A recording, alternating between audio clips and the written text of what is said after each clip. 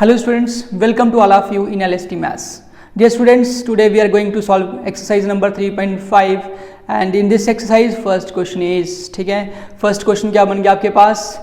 Which of the following pair of linear equations has unique solution? Infinitely many solutions or no solutions. In case if there is unique solution, find it by using cross multiplication method. Dear students, यहाँ पे question number 1 के अंदर आपको क्या होगा कि हर एक part के अंदर pair of linear equation in 2 variables दिया होगा। मतलब हर पार्ट के अंदर आपको 2 इक्वेशंस दी होंगी और आपने चेक करना है कि उसके सॉल्यूशंस जो हैं वो कौन से हैं। मतलब यूनिक सोल्यूशन है, इनफिनिटली मैनी सॉल्यूशंस हैं या फिर नो सॉल्यूशंस हैं। ठीक है, और अगर किसी केस में किसी पार्ट के अंदर यहाँ पे आपके पास यूनिक सोल्यूशन आया तब आपने क्या करना है, उसको क्रॉस मल्टीप्लाई मेथड से सॉल्व करना है। ठीक है, तो इट मीन्स कि यहाँ पे इस वीडियो के अंदर आपको नई चीज़ देखने को मिलेगी कि क्रॉस मल्टीप्लिकेशन मेथड से pair of linear equations in 2 variables को सॉल्व कैसे करते हैं। ओके, एक्सरसाइज 3.5 में फर्स्ट क्वेश्चन जो है का फर्स्ट पार्ट है वो आपके पास एक pair of linear equation in 2 variables आपको दे रखा है। ओके, आपने क्या करना है, चेक करना है कि ये जो पेयर आपको दिया हुआ है लीनियर इक्वेशंस इन 2 वेरिएबल्स का, इसका यूनिक सॉल्यूशंस हैं, इनफिनिटली मैनी सॉल्यूशंस हैं या फिर नो सॉल्यूशन है। ओके, फॉर दैट हमें क्या करना है, यहाँ से a1 b1 c1 a2 b2 c2 की वैल्यूज जो है वो यहाँ से कैलकुलेट करनी है। सो लेट्स स्टार्ट। सॉल्यूशन में सबसे पहले जैसे पीछे वाली एक्सरसाइज में आपको करवाया था वैसे ही लिखना आपने। ठीक है, the given pair of linear equation is, ठीक है, तो सबसे पहले फर्स्ट लिख दीजिए x minus 3y minus 3 equals to 0। Okay, next है 3x minus 9y minus 2 equals to 0। Dear students, सबसे पहले आप लोगों ने करना क्या, यहाँ से आप लोग कर सकते हैं, इसको फर्स्ट इक्वेशन ले लेना है, इसको सेकंड इक्वेशन ले लिया आपने।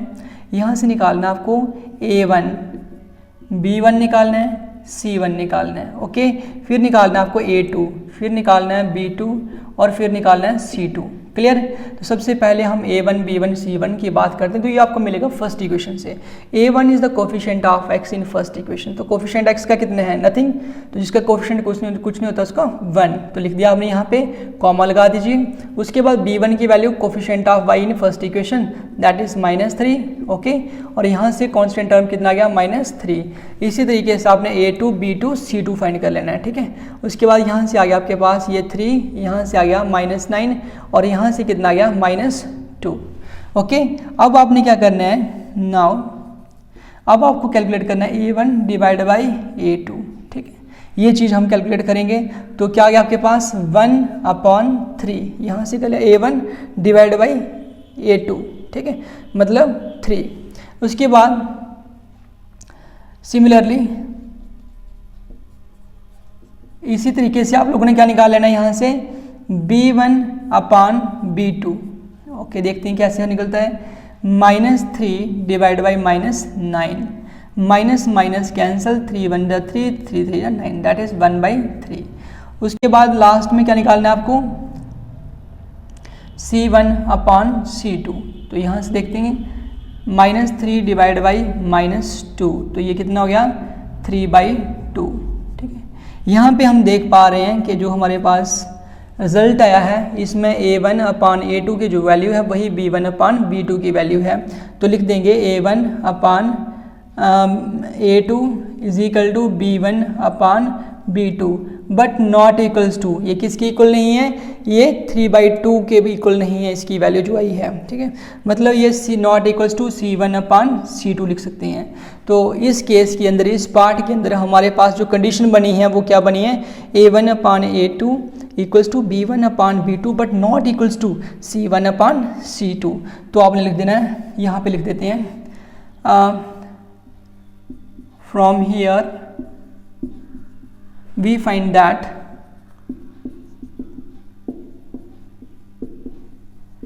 the given pair of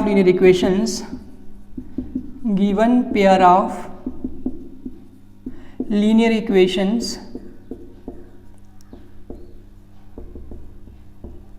in 2 variables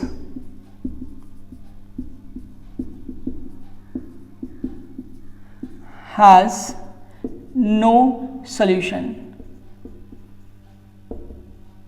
okay, यहाँ पे हमने पाया कि हमारे पास a1/a2 equals to b1/b2 but not equals to c1/c2 वाली कंडीशन बन रही है। तो इसलिए हम कह सकते हैं कि ये जो pair of linear equations in two variables दिया हुआ है, इसके कौन से सॉल्यूशंस होंगे? नो सॉल्यूशंस होंगे। ओके, अगर यहाँ पे कोई सोल्यूशन ही नहीं है तो इट मीन्स कि उसको सॉल्व करने की तो कोई बात ही नहीं बनती है। ठीक है, मतलब उसका तो कोई मतलब ही नहीं है। तो इट मीन्स कि आगे हम इसको सॉल्व नहीं करेंगे bye using cross multiplication method. Okay students, और इसी तरीके से हम क्या करने वाले हैं, अभी नेक्स्ट पार्ट करने वाले हैं। So let's start.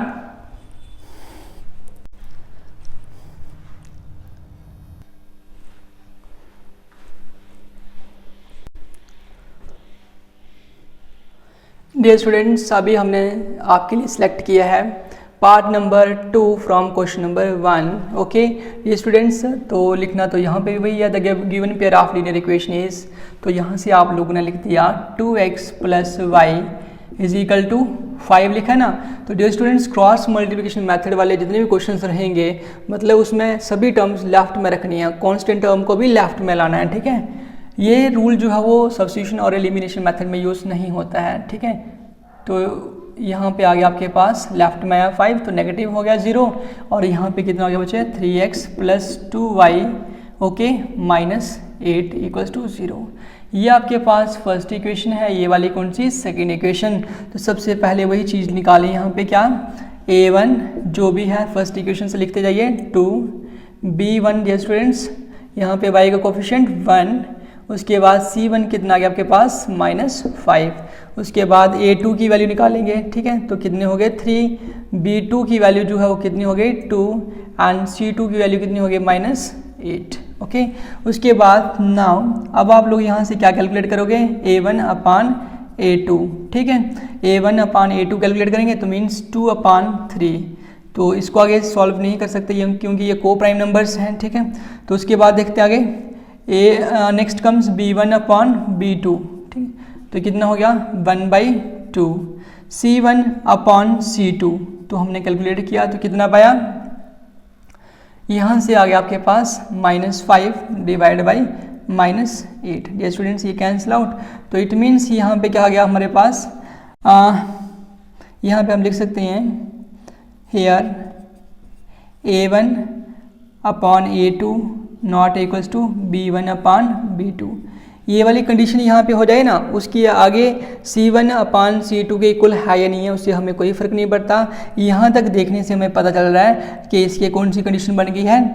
Unique solution वाली हो गई है। तो यहाँ पे नॉट इक्वल्स टू c1/c2 है, या फिर इक्वल्स टू भी होता तब भी यहाँ पे क्या होना था? यूनिक सोल्यूशन ही होना था। ठीक है, तो हम यहाँ पे लिख सकते हैं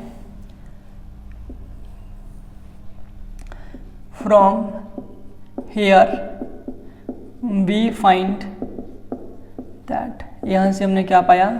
the given pair of linear equations in two variables, linear equations in two variables has unique solution. Which solution? Unique solution. Okay, so यदि ऐसा है by using cross multiplication method, cross multiplication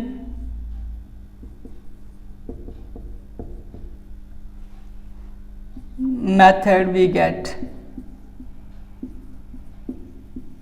अब dear students, cross multiplication method में कौन सा formula use करने वाले हैं हम लोग, ये आप लोगों ने अच्छे से समझना है इस चीज़ को। ठीक है, स्टार्ट करते हैं। यहाँ पे आप लिखेंगे x/y, ये अपॉन इज इक्वल टू 1/, ये पूरा लिख देंगे। ठीक है, तो यहाँ पे आप लोग लिखेंगे BC माइनस BC, सिंपल। ठीक है, उसके बाद यहाँ पे क्या लिखना है आपने?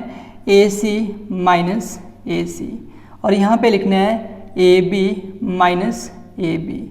क्लियर? फार्मूला बनाएंगे इस चीज़ को, यहाँ से स्टार्ट करेंगे। ठीक है, आप फिर से सुन लीजिए x/y/1/, और उसके बाद x की डिनोमिनेटर में BC माइनस BC लिखने हैं, y की डिनोमिनेटर में AC माइनस AC लिखने हैं और 1 की डिनोमिनेटर में AB माइनस AB लिखने हैं। क्लियर हुआ?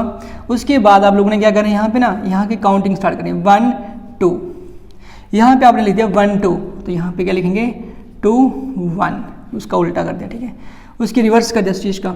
उसके बाद अगर यहाँ पे जो चीज़ लिखी है ना 1 2 1, वही यहाँ पे लिखनी है, तो ये लिखेंगे 2 1। अगर यहाँ पे 2 1 लिखा है ना, यहाँ पे उसका रिवर्स 1 2, और जो चीज़ आपने यहाँ पे लिखी है तो ये वही यहाँ पे 1 2 और यहाँ पे उसका रिवर्स 2 1। तो ये स्टूडेंट्स यहाँ पे हमने लिख दिया 1 2 2 1 2 1 1 2 1 2 2 1। कुल मिला के देखा जाए तो फार्मूला क्या हो गया, x अपॉन, ठीक है, B1 C2 minus B2 C1 equals to y upon A2 C1 minus A1 C2 equals to 1 upon A1 B2 minus A2 B1। तो डियर स्टूडेंट्स, इस चीज़ को अगर ऐसे याद रखना होगा, थोड़ा मे भी थोड़ा डिफिकल्ट हो सकता है कुछ स्टूडेंट्स के लिए, बट आप लोग क्या कर सकते हैं, जैसे मैंने आपको बताया, सबसे पहले क्या करोगे आप लोग, ये लिख दोगे x अपॉन, ये टर्म लिख दी, equals to y upon, equals to क्या लिख देंगे आगे 1 अपॉन, उसके बाद x की डिनोमिनेटर में BC माइनस BC, y की डिनोमिनेटर में AC माइनस AC और 1 के अपॉन में क्या लिख देंगे डिनोमिनेटर में AB minus AB। Okay students, तो फिर उसके बाद ये नंबर्स लिखने हैं 1 2 2 1, जो चीज़ यहाँ पे लिखी है वही यहाँ पे आएगी 2 1 1 2, इसका रिवर्स हो गया और आगे 1 2 2 1, ठीक है। तो उसके बाद आप लोग क्या कर लेंगे नेक्स्ट स्टेप में, सॉल्व करने के लिए x डिवाइड बाई B1 की वैल्यू जो आपने यहाँ पे निकाली है, कितनी आ गई आपके पास, ये 1 और इनटू मतलब मल्टीप्लाई कर दिए C2 के साथ, एंड दैट इज -8। तो माइनस आ गया फार्मूले से, B2 की वैल्यू यहाँ से देखेंगे कितनी है 2। ओके, ध्यान से देखना, आपको दिखाई दे रहा है कि नहीं दिखा रहा है, C1 हम देखेंगे यहाँ पे -5, तो यहाँ तक पहुँच गए, इज इक्वल टू ये है ना y अपॉन, तो आपने वही लिख दिया सेम A2 C1, A2 की मल्टीप्लाई इसकी C1 के साथ, मतलब इसको 3 की मल्टीप्लाई किसके को करनी है -5 को, तो क्या लिख दिया आपने 3 इंटू -5, और यहाँ पे माइनस लिख दिया, और यहाँ पे क्या आएगा A1 C2 है ना, A1 C2 मतलब A1 की मल्टीप्लाई C2 को करनी है, A2 यहाँ से लेना और C2 वहाँ से लेना, A1 सॉरी यहाँ पे और C2 यहाँ से लेना है, ठीक है। तो ये आपके पास हो जाएगा 2 इंटू -8, तो ये हो गया 2 into -8 equals to 1 upon A1 की मल्टीप्लाई B2 को करनी है, A1 ये है और B2 ये है, 2 इंटू 2 लिख देंगे आप लोग यहाँ पे, 2 इंटू 2 माइनस, उसके बाद करेंगे A2 B1, A2 ये है और B1 ये है, मतलब 3 की मल्टीप्लाई 1 के साथ, तो रहेगा 3 इंटू 1। ओके स्टूडेंट्स, तो स्टूडेंट्स यहाँ पे लिख देंगे 1 x डिवाइड बाई क्या गया 8 1 जा 8 आएंगे, प्लस इंटू माइनस माइनस रहेगा, माइनस इंटू माइनस हो गया प्लस, 2 5 जा 10, तो ये हो गया आपके पास y अपॉन 3 5 जो हो गए 15, तो ये प्लस माइनस माइनस आएगा, माइनस इंटू माइनस क्या हो गया प्लस, 2 8 जा 16 इक्वल्स टू 1 अपॉन 2 2 जो हो गए 4 एंड 3 1 जा 3। तो ये स्टूडेंट्स यहाँ पे आपके पास क्या गया x डिवाइड बाई 10 में से यहाँ से आपने आप माइनस कर लिए कितने 8, तो 10 में से 8 गए तो कितने बचेंगे 2 is equal to y upon 16 में से 15 तो कितने हो गए 1, और यहाँ पे भी आपके पास 1, यहाँ पे नीचे शायद आपको ना दिखाई दे इसलिए मैं यहाँ पे लिख रहा हूँ, दैट इज़, इसका मीनिंग समझिए, ये देखो ये आपके पास फर्स्ट टर्म है, ये वाली क्या है सेकंड है और ये वाली क्या है थर्ड है, और तीनों की तीनों इक्वल है, इट मीन्स जो हम लिख सकते हैं कि जो फर्स्ट है वो भी थर्ड के बराबर है और सेकंड जो है वो भी थर्ड के बराबर है, तो मतलब फर्स्ट सेकंड के बराबर भी है, जैसे मत लिखो। तो वैल्यू निकालने के लिए दैट इज़ हमने लिख दिया x/2 को हमने, अगर ये तीनों की तीनों इक्वल है तो हम लिख सकते हैं कि x/2 जो है वो 1/1 के इक्वल है, तो ये लिख दिया 1/1, ठीक है। तो x1 जा x 2 1 जा 2, x की वैल्यू 2। डियर स्टूडेंट्स, उसके बाद एंड अब देखो सेकेंड टर्म को भी हम इसके इक्वल लिख सकते हैं, तो means y upon 1 equals to 1 upon 1, तो ये हो गया आपके पास y 1 जा y 1 1 जा 1, ठीक है। अभी आपको ये खुद चेक करना है कि ये हमारा आपने का जो आंसर आया है यहाँ पे वो सही है या फिर गलत है, तो उसके लिए आप लोगों ने क्या करना है, यहाँ चले जाना है, लेफ्ट हैंड साइड में वैल्यू डाल देते हैं, तो x की प्लेस पे 2 डाल दो, 2 इंटू 2 प्लस y की प्लेस पे क्या डाल देंगे 1 इक्वल्स टू 5 बनना चाहिए, 2 2 जा 4, ठीक है, 2 2 जा 4 प्लस कितना गया 1 इक्वल्स टू 5, तो 2 4 + 1 5 = 5। इट मीन्स आपके पास यहाँ पे लेफ्ट हैंड साइड जो है वो किसके इक्वल आ चुकी है, राइट हैंड साइड के इक्वल आ चुकी है। इट मीन्स कि जो आपका क्वेश्चन इस क्वेश्चन के अंदर जो आंसर आया है, जो सोल्यूशन आया है, मतलब एक्स एंड वाई की जो वैल्यूज आई हैं, ठीक है, वो बिल्कुल सही हैं डियर स्टूडेंट्स। ठीक है, आप लोगों को कुछ भी नहीं करना है इसमें। ठीक है, सबसे पहले जो भी इक्वेशंस आपको दे रखी होंगी, मेथड्स एक्सप्लेन कर रहा हूँ मैं, जो भी आपको 2 इक्वेशंस दी हैं उसमें सभी टर्म्स को लेफ्ट में लाओ और राइट में क्या कर दो, 0 कर दो। उसके बाद a1 b1 c1 a2 b2 c2 ये फाइंड करो। उसके बाद a1/a2 की वैल्यू निकालो, b1/b2 की निकालो, c1/c2 की निकालो और देखो कौन सी कंडीशन बन रही है यहाँ पे आपके पास। ओके, आपने खुद चेक करना है कौन सी कंडीशन बन रही है, क्या आपके पास फिर उसको जैसे वैल्यूज निकल गई उसके बाद देखो कौन सी कंडीशन बन रही है। a1/a2 not equals to b1/b2 बनेगा। ठीक है, तो unique solution a1/a2 equals to b1/b2 but not equals to c1/c2, तो नो सोल्यूशन हो गया। लेकिन a1/a2 b1/b2 और c1/c2 तीनों के आंसर सेम है, तब उस केस में कौन सा सोल्यूशन बनेगा, इनफिनाइटली मैनी सोल्यूशंस बनेंगे। डियर स्टूडेंट्स, आई होप कि आप इन 2 क्वेश्चंस की, इन 2 पार्ट्स की हेल्प से रेस्ट ऑफ द पार्ट्स जो है वो अच्छे से प्रैक्टिस कर लोगे, ताकि आपके नेक्स्ट क्वेश्चंस जो हैं इस एक्सरसाइज से ईजिली सॉल्व हो सकें। ठीक है, that's all in this video.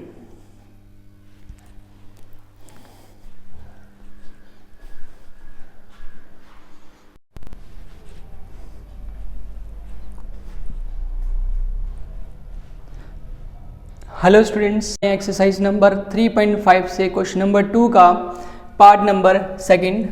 This question is important from examination point of view.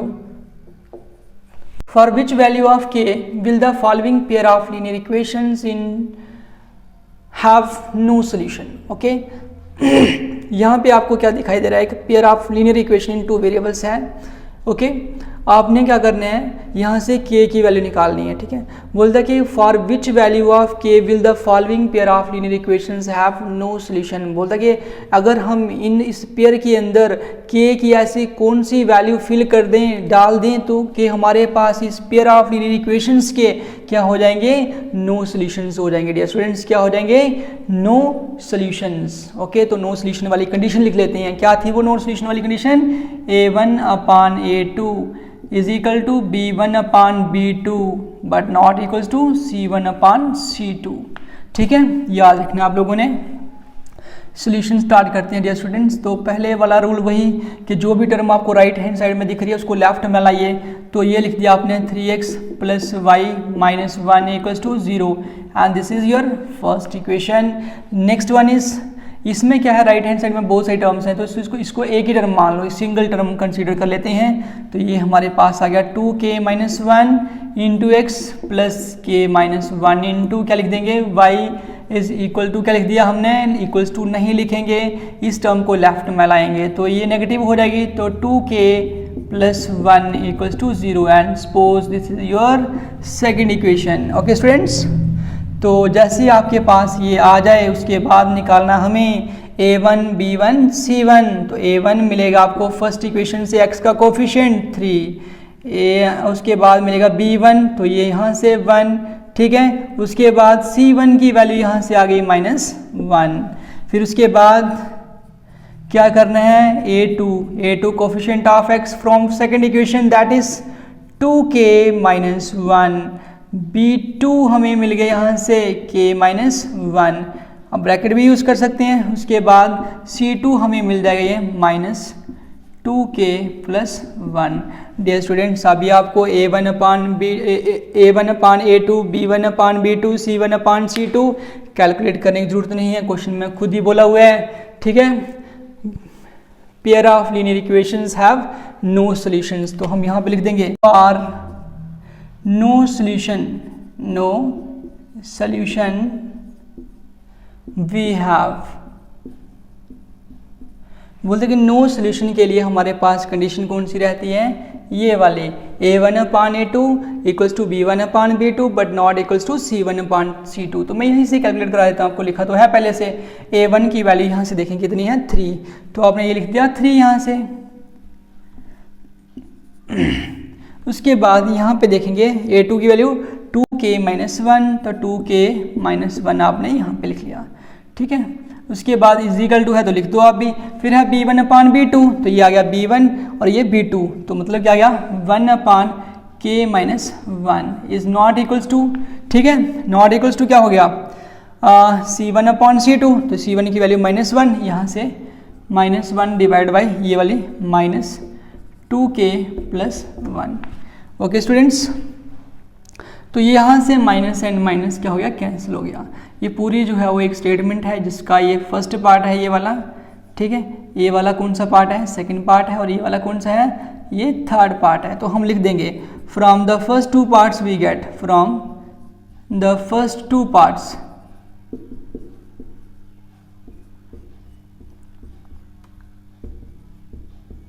We get. Okay students, पहले दो पार्ट हम यहाँ से लेने वाले हैं, 3 upon 2k minus 1 equals to 1 upon k minus 1, ठीक है। तो by cross multiplication we have, cross multiplication करने वाले हम। क्रॉस मल्टीप्लाई में क्या होता है, इसकी मल्टीप्लाई इसके साथ, तो 3 की मल्टीप्लाई आएगी k माइनस 1 के साथ, और 1 की मल्टीप्लाई 2k माइनस 1 के साथ हो जाएगी।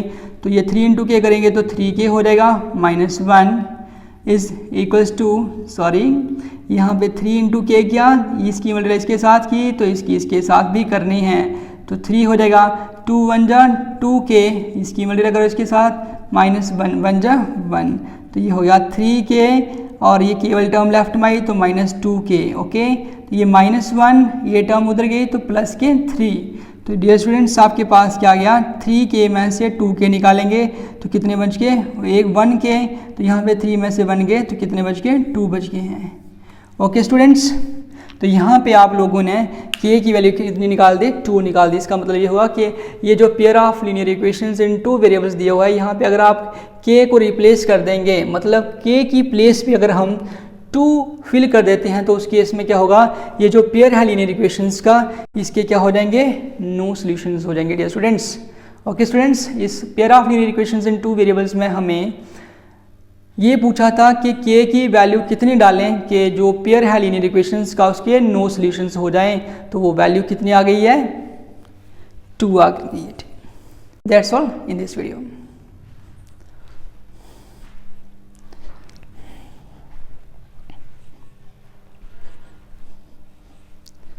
Hello students, welcome to all of you in LST maths. Dear students, आज हम करने वाले हैं एक्सरसाइज नंबर 3.5 से क्वेश्चन नंबर 4 का first part. Okay students, and this question is a part of monthly hostel charges is fixed and the remaining depends on the number of days one has taken food in the mess. When a student A takes food for 20 days, she has to pay rupees 1000 as hostel charges, whereas a student B who takes food for 26 days pays rupees 1180, means 1080 as hostel charges. Find the fixed charges and the charges of the food per day. Dear students, hostel क्या हो गया, जैसे सभी students school जाते हैं और कुछ students क्या करते हैं, स्कूल जा करके स्कूल के बाद घर आ जाते हैं, दैट इज़ उनको हम बोल सकते हैं डे स्कॉलर्स, ठीक है। और कुछ स्टूडेंट्स ऐसे होते हैं जिनका घर स्कूल से काफ़ी दूर होता है, तो उनका जो घर रहेगा वो स्कूल से या फिर कॉलेज से काफ़ी दूर रहेगा। अब उनको क्या करना है, घर में तो वापस आ नहीं सकते हैं, तो उनको क्या करना है, वहीं पे स्कूल के पास ही किसी कहीं पे स्टे करना पड़ेगा, और उसी जहाँ पे वो स्टे करेंगे उसी को आप हॉस्टल बोल सकते हैं। Okay students, dear students, hostel में जो चार्जेस हैं वो 2 टाइप्स के हैं, ठीक है। एक तो फिक्स चार्ज है, जो रूम का हो गया वो देना ही देना है, ठीक है। और दूसरा चार्जेस जो हैं वो कौन से हो गए, वो हो गए फूड के चार्जेस जो मेस में पे करने पड़ते हैं। ओके, तो कुल मिला के बोल रहा है कि जो हॉस्टल चार्जेस हैं, ठीक है, वो 2 तरह के चार्जेस से बनते हैं। एक तो फिक्स चार्ज हो गया और एक आ गया फूड पर डे के हिसाब से। जैसे किसी स्टूडेंट ने हॉस्टल में कितने दिन बिताए उतने दिन ही तो वो खाना खाएगा, ठीक है। बाकी जिस दिन घर आ गया उस दिन का खाना चार्जेस जो है उसको नहीं लगेंगे। ओके स्टूडेंट्स, तो इसी सिचुएशन को हम सॉल्व करते हैं। चलिए यहाँ पे देख लेते हैं सिचुएशन क्या है, ठीक है। तो यहाँ पे क्या है, कोई 2 पर्सन्स हैं स्टूडेंट्स आपके पास, जैसे पर्सन ए है, ठीक है। यहाँ पे स्टूडेंट ए है, पर्सन ले लीजिए, स्टूडेंट ले लीजिए, कोई भी है। ये क्या करता है बच्चा, 20 डेज के लिए क्या करता है, खाना खाता है हॉस्टल में, और इसके चार्जेस जो हैं वो कितने आ जाते हैं, 1000 आ जाते हैं। और एक स्टूडेंट और है जिसको स्टूडेंट बी है, ये स्टूडेंट क्या करता है, हॉस्टल में 26 डेज के लिए खाना खाता है, ठीक है। तो इसके चार्जेस हो जाती हैं 1180 मीन्स 1080, ठीक है, 1180 रुपीज़ इसको देने पड़ेंगे, ठीक है। और हमें क्या करना है, ये जो 2 कंडीशंस हैं स्टूडेंट ए को लेकर के और स्टूडेंट बी को लेकर के, इनकी हेल्प से हमने क्या करना है कि हॉस्टल में जो फिक्स चार्जेस हैं उनको कैलकुलेट करना है और साथ ही साथ में फूड की कॉस्ट जो है पर डे कितनी है वो हमें यहाँ से कैलकुलेट करनी है। Okay, let's start. सॉल्यूशन में सबसे पहले आप लोग लिख देंगे जो आपको पूछा वही लिखना है, फाइंड द फिक्स चार्जेस। तो हम लेट कर लेते हैं, लेट द फिक्स चार्जेस जो हैं वो क्या ले लेते हैं, और रुपीस एक्स में ले लेते हैं। एंड और क्या पूछा उसने आपको, उसने पूछ लिया cost of food per day, तो आप यही लिखेंगे the cost of food per day. Okay, per day के हिसाब से क्या आगे चार्जेस यहाँ पे, तो ये लिख देंगे रुपीस वाई, ठीक है। हमने फिक्स चार्ज जो है हॉस्टल चार्जेस में जो फिक्स चार्ज है, ठीक है, तो वो हमारे पास हमने एक्स ले लिया हुआ है, और जो कॉस्ट है फूड की पर डे के हिसाब से उसको हमने कितना ले लिया हुआ है, वाई ले लिया हुआ है। ओके स्टूडेंट्स, ठीक है। तो यहाँ से हम according to the first condition, देखिए फर्स्ट कंडीशन जो है स्टूडेंट ए से अराइज हो रही है, ठीक है। ये जो चार्जेस देगा हॉस्टल चार्जेस वो 2 टाइप्स के चार्जेस होंगे, एक तो हो गए फिक्स्ड, ठीक है, तो एक हो गए cost of food per day that is y. Clear हुआ। तो यहाँ पे रुपीस हम लिख सकते हैं एक्स और यहाँ पे लिख सकते हैं रुपीस क्या वाई। अब ये चार्ज जो है वो फर्स्ट वाला जो है फिक्स है, ये तो सब दोनों स्टूडेंट्स के लिए सेम रहेगा, ठीक है। लेकिन यहाँ पे ये हमने जो वाई लिखा है ये कॉस्टली है फूड की 1 डे की, लेकिन ए स्टूडेंट जो है वो हॉस्टल में 20 डेज के लिए रहता है, तो 1 डे की कॉस्ट को 20 से मल्टीप्लाई कर देंगे तो ये बन जाएगी 20 डेज की कॉस्ट फूड की, तो equals to fix charges food के चार्जेस मिला करके उसने कितना दिया वहाँ पे 1000। ओके स्टूडेंट्स, या फिर हम क्या कर सकते हैं यहाँ पे ऐसे लिख सकते हैं, ये रुपीस दोनों तरफ से हटा देंगे तो लिख देंगे x plus 20y equals to कितना हो गया 1000 and suppose this is over first equation. Okay students, उसके बाद हम क्या करते हैं next according to the second condition. अब सेकंड कंडीशन जो है वो स्टूडेंट बी के लिए अप्लाई होगी, ये वाला स्टूडेंट बी। अब इसमें भी चार्जेस जो रहेंगे हॉस्टल चार्जेस वो 2 टाइप्स के चार्जेस को मिला के बनेंगे, एक तो फिक्स्ड और दूसरे वाले पर डे के हिसाब से जो उसका है 1 डे का बाई है तो वो लिख दिया। अब क्या हुआ स्टूडेंट बी जो है वो हॉस्टल में 26 डेज के लिए था, उसने 26 डेज के लिए फूड लिया, तो 1 डे को हमने की कॉस्ट को हमने क्या करना 26 से मल्टीप्लाई करेंगे तो ये 26 की कॉस्ट होगी, ठीक है। तो टोटल रुपीस उसने कितने पे किए उसने वो तो कर दिया उसने, ये रहा ये वाला रुपीस 1180 रुपीज़ पे कर दिए उसने, ठीक है। तो यहाँ पे हम इसको वैसे लिखेंगे जैसे ये वाले लिखी थी x plus 26y equals to 1180। And dear students, ये आपके पास कौन सी इक्वेशन बन गई है, सेकंड इक्वेशन बन गई है, ठीक है। जैसे आपके पास इस टाइप के क्वेश्चंस में स्टेटमेंट वाले क्वेश्चंस में जैसे आपके पास 2 इक्वेशंस बन जाएं उसके बाद आप उनको कोई भी मेथड लगा के सॉल्व कर सकते हैं, क्योंकि इसमें नहीं लिखा होता है एग्ज़ाम में कि आपको सब्स्टिट्यूशन मेथड से करना है या फिर एलिमिनेशन से करना है या फिर क्रॉस मल्टीप्लिकेशन मेथड से करना है। ओके स्टूडेंट्स, ठीक है, क्योंकि एग्ज़ाम में ये थोड़ी ना देखना कि आपने कि कौन सी एक्सरसाइज का क्वेश्चन है तो हम उसी एक्सरसाइज में यूज़ किए मेथड से करेंगे उसको सॉल्व, ठीक है। तो आप इसको कोई भी मेथड से जो है वो कर सकते हैं जैसा आपको ठीक लगता है, ठीक है। आप यहाँ पे सब्स्टिट्यूशन लगा सकते हैं, एलिमिनेशन लगा सकते हैं, कोई भी मेथड जो है वो लगा सकते हैं, ठीक है। तो अगर आप लोग जैसे हमें पता है कि हम तो कर रहे हैं एक्सरसाइज नंबर 3.5, तो हम क्या करेंगे इसको उसी मेथड से सॉल्व करेंगे जो यहाँ पे यूज़ हुआ है, ठीक है। लेकिन ये कोई भी हार्ड एंड फास्ट रूल नहीं है कि आप उसी मेथड से इसको सॉल्व करेंगे। अगर ऐसा है हमें क्रॉस मल्टीप्लाई मेथड से इसको सॉल्व करना है तो उसके लिए मुझे क्या करना है, यहाँ पे हमें यहाँ से कैलकुलेट करना पड़ेगा ये students A1, okay, A1 B1, ठीक है, और C1 कैलकुलेट करना है। a1 की वैल्यू हमारे पास फर्स्ट इक्वेशन से आएगी, जो x का कोफिशिएंट होगा दैट इज़ 1, और उसके बाद b1 की वैल्यू y का कोफिशिएंट 20, और c जो है वो आपके पास कांस्टेंट टर्म रहेगी। लेकिन उसके लिए आप लोगों को क्या करना पड़ेगा, यहाँ पे जो कांस्टेंट टर्म है इसको लेफ्ट में लेना पड़ेगा। तो मीन्स ये आप इस चीज़ को आप मैं यहाँ पे लिख देता हूँ, इस इक्वेशन को लिख देंगे x प्लस 20y माइनस 1000, क्योंकि हमने पढ़ा था कि उसमें सभी टर्म्स को लेफ्ट में लिखना है, इसलिए मैंने यहाँ पे लिखवा दिया आपको, ये आ गया। उसके बाद इस इक्वेशन को सेकंड वाली को भी ऐसे लिख देते हैं, x plus 26y equals to, sorry ये आ गया माइनस लेफ्ट में आएगा ना, तो 1180 इक्वल्स टू आ गया 0। अब ये आपको हेल्प कर देंगे यहाँ पे c1 की वैल्यू लेने में, तो यहाँ से ये c1 आ गया माइनस 1000। ओके स्टूडेंट्स, उसके बाद हम क्या लिख देंगे, a2 की वैल्यू हम सेकंड इक्वेशन से यहाँ से भी लिख सकते हैं, यहाँ से भी x का कोफिशिएंट 1, तो यहाँ पे क्या आ गया b2, तो ये कितना आ गया 26। ओके, उसके बाद c2 की वैल्यू हमारे पास कितनी आएगी 1180। जैसे स्टूडेंट्स आपके पास a1 b1 c1 a2 b2 c2 की वैल्यूज आ जाए, उसके बाद आप लगा सकते हैं cross multiplication method. So let's start that. यहाँ लिख देंगे बाय क्रॉस मल्टीप्लिकेशन मेथड, ठीक है। अभी हम यूज़ करने वाले हैं क्रॉस मल्टीप्लिकेशन मेथड, ठीक है। तो क्रॉस मल्टीप्लिकेशन मेथड में मैंने क्या सिखाया था आपको कि क्या लिखेंगे, यहाँ लिख देंगे हम x ओवर, ठीक है, यहाँ लिख देंगे y ये टर्म अपान, और यहाँ लिख देंगे 1 अपॉन, ये पूरा लिख देना।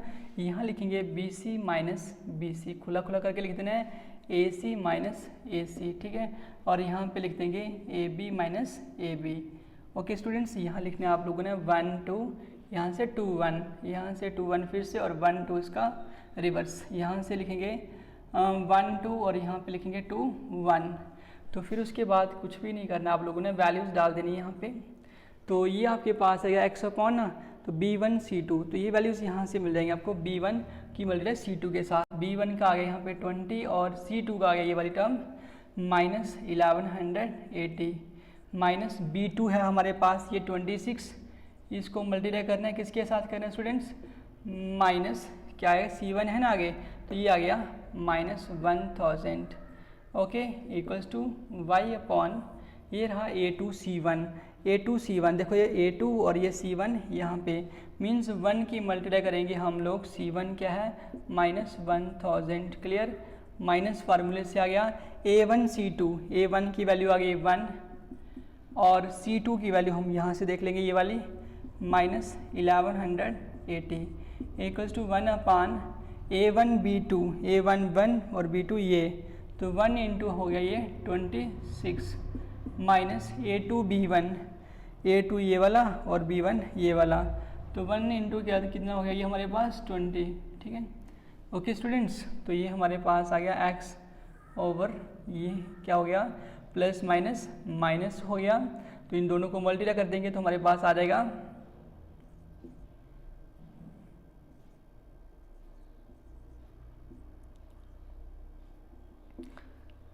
ये बन गया 23,600, और यहाँ से plus minus sorry minus into minus करेंगे तो प्लस हो जाएगा, 1000 से इसको मल्टीप्लाई करेंगे तो ये 26,000 हो जाएगा।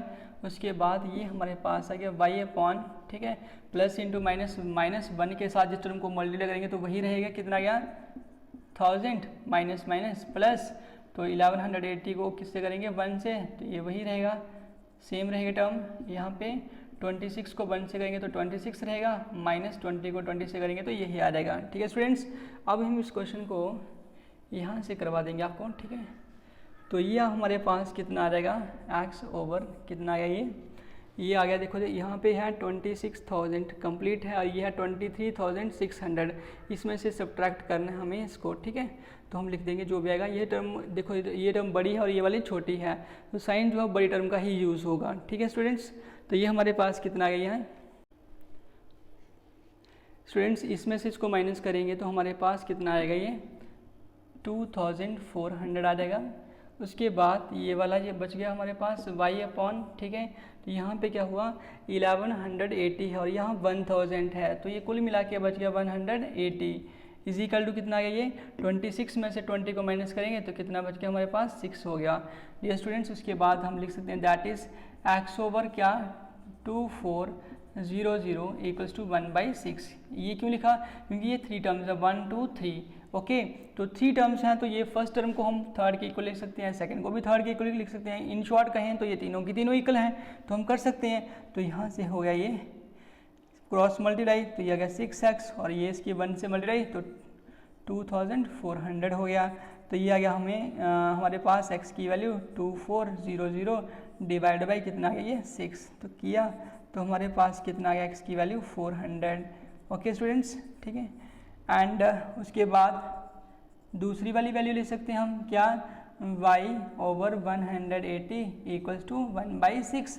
तो इसको कैलकुलेट करेंगे स्टूडेंट्स तो हमारे पास आ गया 6y इज इक्वल टू 180। तो ये आ गया नेक्स्ट हमारे पास ये हो गया y equals to 180 divide by कर देंगे 6। तो ये आ गया हमारे पास y की वैल्यू आ गई कितने आ जाएगा यहाँ से करेंगे तो 30 हो जाएगा। तो ये आ गया 30। Okay students. डियर स्टूडेंट्स इस क्वेश्चन के अंदर हमारे पास x की वैल्यू जो है वो कितनी आ चुकी है, यहाँ पे 400 आ चुकी है और y की वैल्यू जो है वो कितनी आ चुकी है 30 आ चुकी है। इससे हमें ये पता चलता है कि हॉस्टल के अंदर जो क्या थे फिक्स चार्जेस थे वो कितने हो गए हैं 400 थे। फिक्स चार्जेस मतलब मंथली जो चार्जेस थे वो फिक्स थे दैट इज़ 400 और जो cost of food per day 1 day की जो फूड की चार्जेस थे वो कितने थे ₹30 थे। ओके स्टूडेंट्स तो आप लोगों ने क्या कर दिया इस क्वेश्चन को सॉल्व किया कौन से मेथड से क्रॉस मल्टीप्लिकेशन मेथड से। तो आप कोई भी मेथड से इस क्वेश्चन को सॉल्व कर सकते हैं। That's all in this video.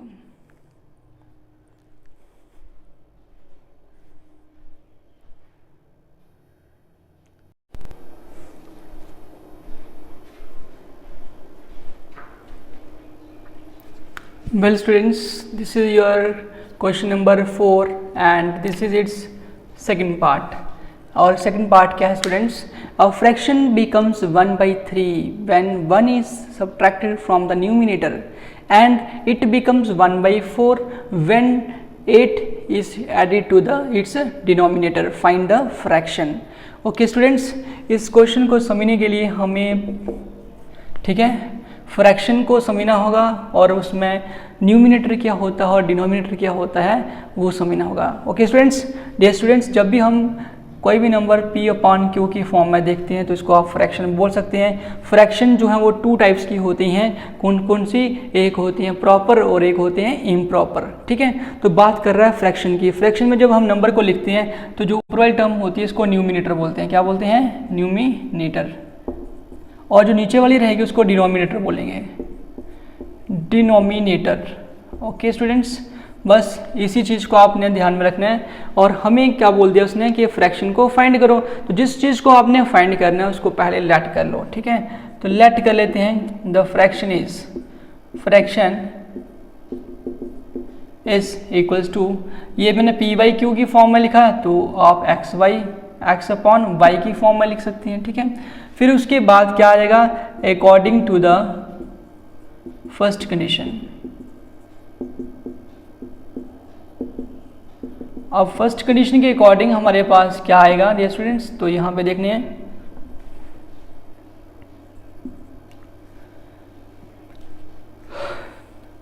First condition में क्या हो जाएगा आप देखेंगे यहाँ से बन जाएगी फर्स्ट कंडीशन। अब फ्रैक्शन मीन्स कौन सी वाली ये चीज़ बिकम्स 1/3 ये फ्रैक्शन जो है x/y बन जाएगी मतलब बिकम्स मतलब इक्वल्स टू 1/3 कब बनेगी dear students when 1 is subtracted from the numerator.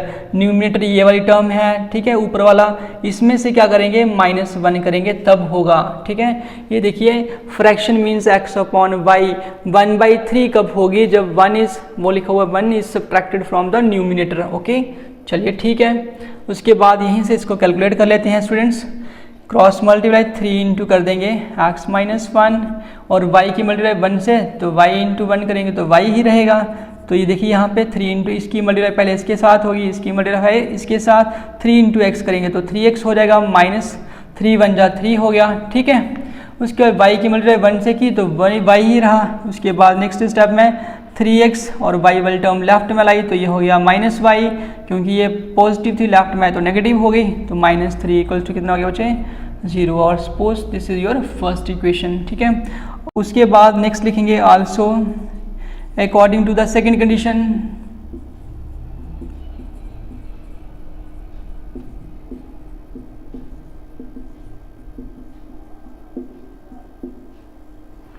Second condition से हमारे पास ये क्या आएगा, यहाँ पे देखिए एंड के बाद आगे स्टार्ट था it means fraction becomes 1/4। It means fraction ये x अपॉन बिकम्स क्या हो गया इक्वल्स टू कितना हो जाएगा 1/4। कब होगी ये, तो when 8 is added to its denominator, जब हम इसके डिनोमिनेटर में 8 को ऐड कर देंगे।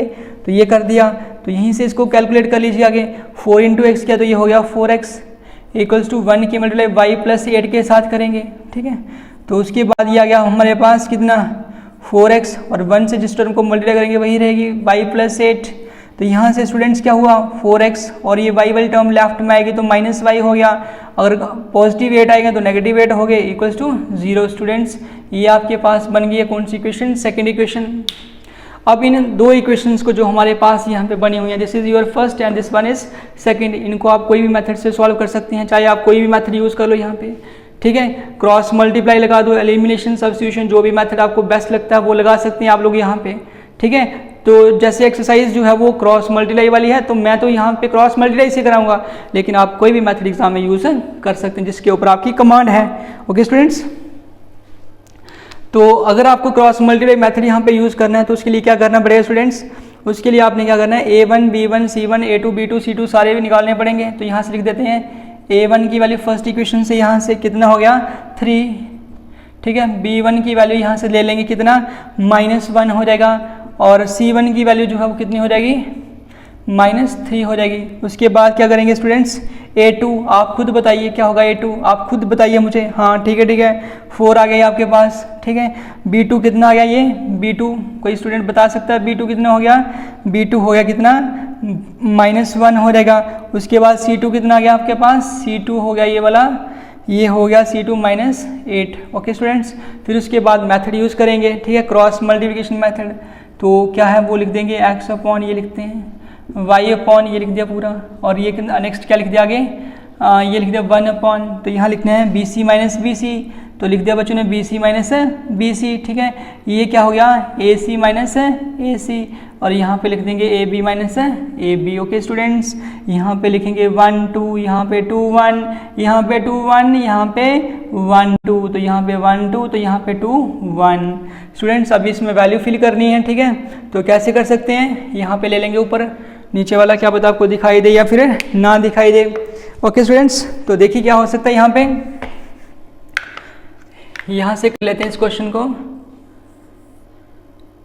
ये हो गया x अपॉन, ये लिखा है B1 की मल्टीप्लाई C2 को करनी है, तो B1 और C2 की वैल्यू निकाली ना आपने।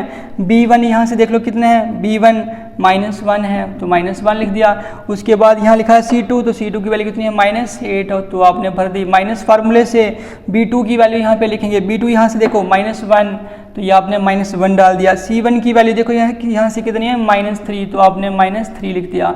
उसके बाद y अपॉन यहाँ पे आ जाएगा, y ओवर क्या आएगा यहाँ पे देखिए A2 C1, A2 की वैल्यू 4, A2 की वैल्यू स्टूडेंट्स 4, C1 की वैल्यू कितनी है -3 है, तो आप लोग लिख दीजिए C1 की वैल्यू -3, ये माइनस फार्मूले से आ जाएगा स्टूडेंट्स। उसके बाद क्या करेंगे A1 की वैल्यू लेंगे, किसकी वैल्यू लेंगे, A1 की वैल्यू यहाँ से कितनी आ जाएगी 3 आ जाएगी, कितनी आएगी 3। उसके बाद क्या लेंगे C2 यहाँ से कितना हो गया -8 हो गया स्टूडेंट्स। यहाँ स्पेस होने के कम होने के कारण मैं नीचे लिख देता हूँ यहाँ पे 1 अपॉन, यहाँ पे देखिए क्या A1, तो A1 कितना है यहाँ पे 3 हो गया, ठीक है A1। उसके बाद लिखा है B2, तो B2 कितना है -1, तो लिख दीजिए -1 माइनस फार्मूले से। उसके बाद लिखा है A2 B1, A2 की वैल्यू 4, A2 की वैल्यू यहाँ लेंगे 4, और B1 की वैल्यू कितनी लेंगे -1, तो लिख दिए -1। ओके स्टूडेंट्स, तो यहाँ से क्या आ गया हमारे पास x ओवर कितना बन गया, ये तो ये आ गया माइनस इंटू माइनस प्लस हो गया, 8 1 जा 8, -3 टाइम्स है मतलब ऑड नंबर ऑफ टाइम्स हैं, तो आंसर माइनस में रहेगा, 3 1 जा 3। ओके, तो ये आ गया y ओवर कितना हो गया हमारे पास माइनस प्लस माइनस माइनस 3 4 जो हो गए 12, 2 टाइम्स माइनस है तो ये टर्म माइनस है ना, तो 3 8 जा कितने हो गए 24, तो ये प्लस वाले हो गए स्टूडेंट्स। इक्वल्स टू कितना गया 1 अपॉन लास्ट में 3 पॉजिटिव है ना, तो प्लस माइनस माइनस 3 1 जा 3 प्लस 2 टाइम्स है तो प्लस सॉरी माइनस 2 टाइम्स है तो प्लस हो गया 4 1 जा 4। ओके स्टूडेंट्स, तो यहाँ पे आ गया आपके पास नेक्स्ट स्टेप में x ओवर 8 में से 3 हो गए तो 5 हो गए, तो यहाँ पे y 24 में से 12 तो ये आ गया 12 इक्वल्स टू 1/3 में से 4 में से 3 तो कितना आ गया हमारे पास ये 1 हो गया। ओके स्टूडेंट्स, तो वही मेथड जो हम पहले से यूज़ करते आ रहे हैं, दैट इज़ यहाँ पे हम लिख सकते हैं कि x/5 की वैल्यू जो है वो 1/1 ले सकते हैं, तो यहीं से हमारे पास x की वैल्यू स्टूडेंट्स कितनी आ जाएगी 5 आ जाएगी बाई क्रॉस मल्टीप्लिकेशन से। उसके बाद यहाँ पे करा देते हैं इस चीज़ को, ठीक है। तो एंड दूसरी बार लिख सकते हैं ये दूसरी वाली वैल्यू ये वाली y अपॉन 12 इक्वल्स टू कितना 1/1, तो क्रॉस मल्टीप्लाई किया तो y की वैल्यू कितनी आ गई 12 स्टूडेंट्स। ओके स्टूडेंट्स, तो फ्रैक्शन जो थी हमारे पास क्या थी x अपॉन y है, तो हमारे पास लास्ट में लिख सकते हैं कहीं पे लिख दीजिए जो फ्रैक्शन होगी जो हमने लेट किया था उसको, वो कौन सी हो गई है यहाँ पे 5/12 हो गई है, ठीक है। ऐसी ये कैसे बना, हमने क्या किया x की वैल्यू 5 यहाँ पे डाली और y की वैल्यू कितनी जो 12 हमारे पास आई थी उसको भी यहाँ फिल किया, तो हमारे पास लास्ट में जिस फ्रैक्शन की वो बात कर रहा है क्वेश्चन में वो कितनी आ गई है 5/12 आ गई है स्टूडेंट्स, ठीक है। स्टूडेंट्स, इस टाइप के जितने भी क्वेश्चंस रहेंगे स्टेटमेंट वाले उनमें आप लोगों ने क्या करना है क्वेश्चन को अच्छे से थॉरोली रीड करना है, उसके बाद 2 इक्वेशंस बनानी है और 2 इक्वेशन जैसे ही आपके पास बन जाएंगे तो उसको आप कोई भी मेथड लगा करके सॉल्व कर सकते हैं। Okay students, that's all in this video.